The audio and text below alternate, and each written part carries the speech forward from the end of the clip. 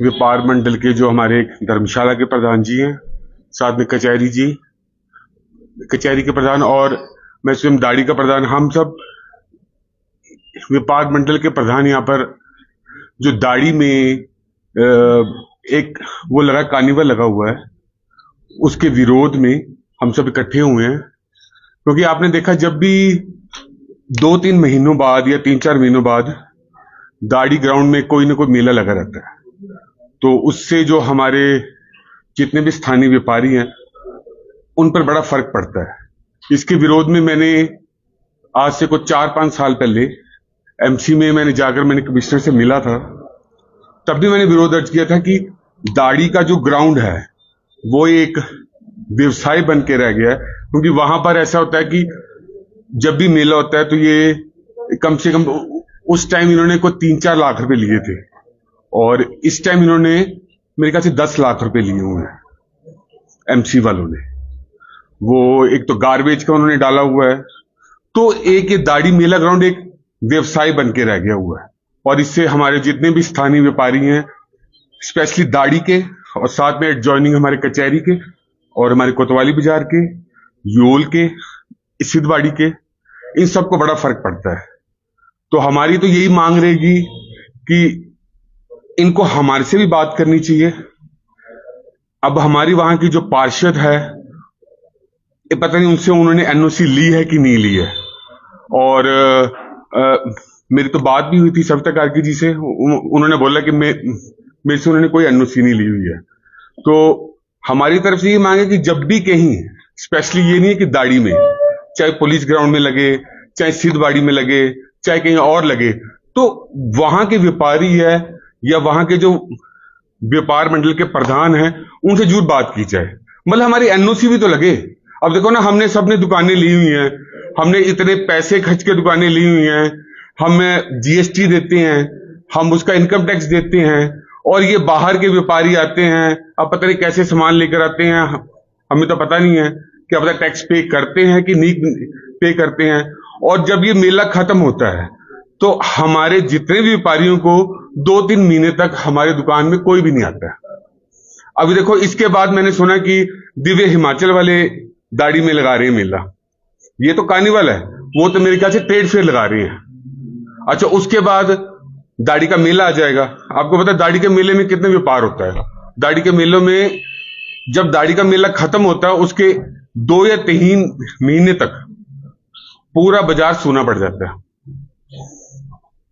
तो मेरी तरफ से तो मैं तो आपके माध्यम से यही रिक्वेस्ट करूंगा कि जब भी किसी को वो ट्रेड फेयर या वो कार्निवल की अगर कोई परमिशन देनी है तो वहां के स्थानीय जितने व्यापारी हैं या वहां के जो व्यापार मंडल के प्रधान हैं उनसे जरूर संपर्क किया जाए। ये थोड़ा ना है कि वहां पर मेरे ख्याल से 3 या 4 एनओसी गई हुई, वो एप्लीकेशन गई हुई थी। एक को नगरोटा से थे, फिर वहां से कोई पॉलिटिकल प्रेशर पड़ा, फिर उनकी एप्लीकेशन रिजेक्ट की गई। उसके बाद यहां पर कोई है, पता नहीं कोई, उनको परमिशन मिली, फिर उनको बोला गया कि आपने 10 दिन लगानी है, 10 दिन के बाद दिव्य हिमाचल वाले लगाएंगे। अच्छा, वो मेला खत्म होगा, उसके बाद दाड़ी मेला लग जाएगा। जब दाड़ी मेला खत्म होगा उसके 2-3 महीने बाद एक और ट्रेड फेयर लग जाएगा। तो इससे तो उनका तो रेवेन्यू बन रहा है एमसी वालों का, लेकिन हमारे जितने व्यापारी हैं वो सारे विरोध कर रहे हैं। और अगर हम ऊपर बात करने जाएं तो कमिश्नर साहब तो बात ही नहीं करते इस बारे में, वो तो बात ही नहीं करते। तो आज हमारे इकट्ठे होने का सबसे बड़ा तो यही था कि हमसे तो पूछा जाए। ना तो हमसे पूछते हैं ना कुछ करते हैं, बस उनको पर्ची चाहिए, जिसने ज्यादा पैसे दे दिए उसको परमिशन दे दी। आप बस में विरोध है ये सिर्फ एनओसी को लेके है कि आपसे पूछ के उन्होंने नहीं किया, या इसका विरोध इसलिए कि व्यापारी को फर्क पड़ रहा है? देखो ना, बेसिकली फर्क तो व्यापारी पर ही पड़ रहा है। देखो ना, अगर हमारे व्यापारी पर फर्क नहीं पड़ता तो हमें तो कोई पत्ती नहीं थी। अब कहां से लोग आते हैं ये, अब जो ये सामान चाहे कुछ उसका कॉन्फेक्शनरी का है, कुछ भी है, उसका इंपैक्ट हमारे बाजारियों में पड़ेगा ना। अब दाड़ी मेला ग्राउंड है, वो बहुत बड़ा है, वो तो खेल कूद के लिए था, लेकिन वो टोटल व्यवसाय बन गया हुआ। मतलब जिसने आना है वहां पर ट्रेड फेयर लगाना है। जिला कांगड़ा की बात करें तो सरकार ने पर्यटन राजधानी जो है जिला कांगड़ा को बनाया है। ऐसे में ये जो कार्यक्रम होने वाले हैं इसमें सांस्कृतिक प्रस्तुतियां भी दी जाएंगी, 7 दिन तक कल्चरल एक्टिविटी चलेंगी, जिसमें हिमाचल प्रदेश के विभिन्न क्षेत्र से कलाकार यहाँ पहुंचेंगे। तो आपको लगता है कि इससे जो कांगड़ा का जो कल्चर है, कांगड़ा में जो पर्यटन है उसको बूस्ट मिलेगा? देखिए ना, सांस्कृतिक प्रोग्राम करना, ये कल्चर प्रोग्राम करने के लिए थोड़ा ना मना कर रहे हैं, लेकिन वहां पर जो स्टॉल लगेंगे, वहां पर जो दुकानें लगेंगी, हम उसका विरोध कर रहे हैं। हम कल्चर का प्रोग्राम मना नहीं कर रहे हैं, क्योंकि पिछली बार भी बड़ा अच्छा शो किया था इन्होंने। मेंशन कीजिए ना कि वहाँ पे कल्चरल एक्टिविटी होनी चाहिए, प्लस वो जो व्यवसाय है उस पे जो है। नहीं, हमने कल्चर की एक्टिविटी की तो बात ही नहीं की। हमने ये बोला कि वहां पर जो दुकानें लग रही हैं हम उसका विरोध कर रहे हैं, कल्चर एक्टिविटी का 1% भी विरोध नहीं कर रहे हैं। कि आप तीनों कोतवाली बाजार वाले भी बैठे हैं, कचहरी बाजार वाले भी बैठे हैं, आप भी हैं, आप इस फेयर का विरोध कर रहे हैं? हाँ जी, विरोध कर रहे हैं। हम विरोध कर रहे हैं जो व्यापार वहां पे हो रहा है। एक्चुअली क्या होगा कि जितने ट्रेड फेयर या लग रहा है, जैसे पहले दशहरे का मेला था, दशहरे का मेला बड़ा अच्छा होता था हमारे यहाँ, आतिशबाजी और काफी मशहूर थी, काफी लोग दूर दूर से देखने आते थे। बट आहिस्ता आहिस्ता चलते क्या हो गया, पिछली बार आपने देखा महीना भर वो एक बाजार वहाँ परमानेंट बन गया, महीना भर वो बाजार ही चलता रहा, और जो आतिशबाजी और दशहरा था उसका प्रोग्राम बिल्कुल माइनर हो गया। तो मेजोरिटी उसमें व्यवसाय ज्यादा हो रहा है और कल्चरल इवेंट कम हो रहे हैं। कल्चरल इवेंट सारे दिन में शाम को 2-3 घंटे का होता है, बट पूरा दिन वो सारा हफ्ता या 10 दिन जितना भी लगता है पूरा दिन तो ट्रेड ही हो रहा है वहां। वहां शाम को जब प्रोग्राम होता है तो शाम के टाइम होता है, बट सारा दिन वहां बाजार लगा हुआ है, सारा दिन वहां पे अब बाहर से लोग आ रहे हैं। अब क्या सामान बेच रहे हैं क्या नहीं वो तो सभी को पता है, बट ये है कि अगर टैक्स कलेक्शन जैसे हम कहें कि हम तो यहाँ लोकल है, अब हम जो जीएसटी भर रहे हैं हम स्टेट गवर्नमेंट को दे रहे हैं, अब वो लोग उस सिनेरियो में क्या दे रहे हैं क्या नहीं दे रहे हैं वो तो प्रशासन को देखना चाहिए ना। तो हम लोग, क्योंकि हमारा व्यवसाय इम्पैक्ट हो रहा है उससे, हम ये नहीं करें कि कल्चरल इवेंट ना हो, ये चीजें होनी चाहिए ताकि लोगों को जो पर्यटक आते हैं उनको ऐसी सुविधा मिले। बट हो क्या रहा है कि कल्चरल इवेंट के नाम पे एक ट्रेड परमानेंट चल रहा है हर ग्राउंड में जहां भी लगता है, और कल्चरल इवेंट भी 2-3 या 4 दिन का होता है। जैसे समर फेस्टिवल ही होता था हमारा, 3 दिन का होता था, 4 दिन का होता था। अब क्या है, वो ट्रेड फेयर बन गया है, हफ्ता 10 दिन 15 दिन 20 दिन वो चल रहा है और उसमें ट्रेड ही ट्रेड हो रहा है, कल्चरल इवेंट के नाम पे कुछ खास नहीं हो रहा। सर, अमूमन ऐसे जब कार्यक्रमों का आयोजन होता है तो वो लोकल जो वेंडर्स हैं, लोकल जो व्यापार मंडल हैं, उनकी इकोनॉमी बूस्ट करने के लिए होता है, लेकिन आपके द्वारा ये बताया जा रहा है कि आप तक कोई जानकारी भी साझा नहीं की। और एक और चीज जानना चाहूंगा, आपने बताया वहाँ के जो पार्षद है उनसे एनओसी शायद नहीं लिया गया, तो ये तो बेसिकली इलीगल हो गया क्योंकि वो एरिया तो उनके अंडर आता है।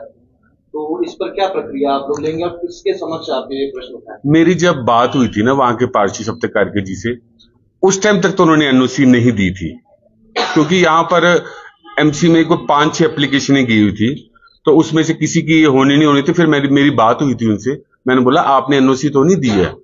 उन्होंने बोला मेरे से अभी किसने संपर्क नहीं किया हुआ है कि एनओसी के लिए।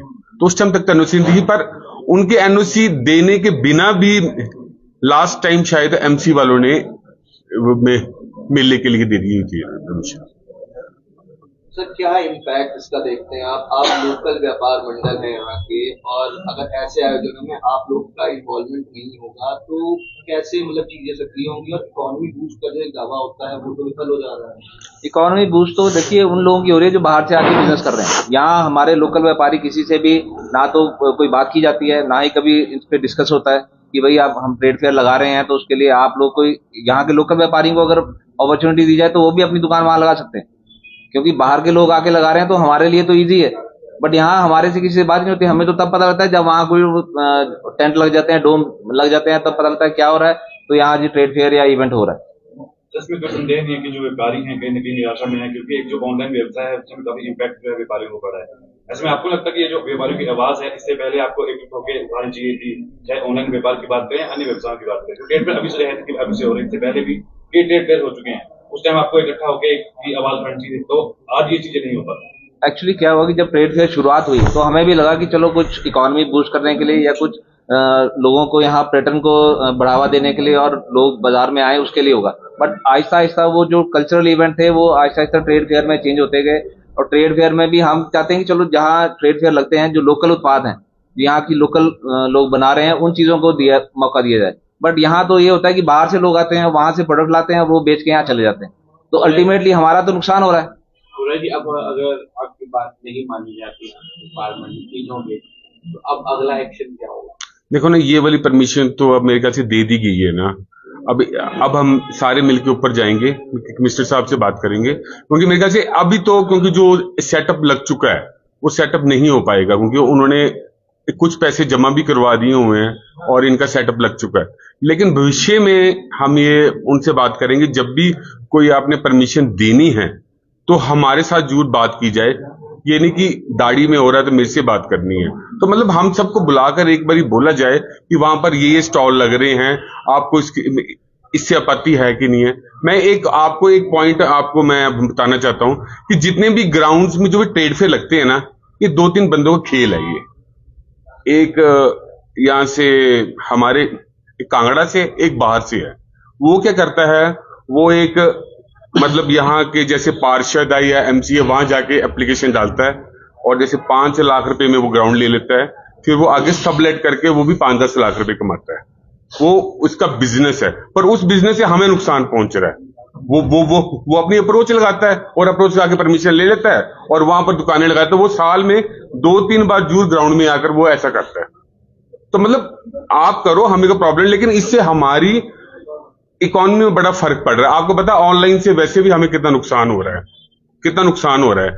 उसके बाद ऐसे ट्रेड फेयर अगर साल में 2-3 बार लगते गए तो हम तो और डाउन हो जाएंगे। तो बात करें, दाढ़ी का मेला भी आने वाला है, उसका विरोध कहीं ना कहीं कुछ जैसे किया था कि प्रशासन उसको अपेंड कर देगा, इसको लेकर क्या कहना चाहेंगे? दाढ़ी का मेला तो पहले तो मेला कमेटी करती, उसका मैं भी मेंबर था।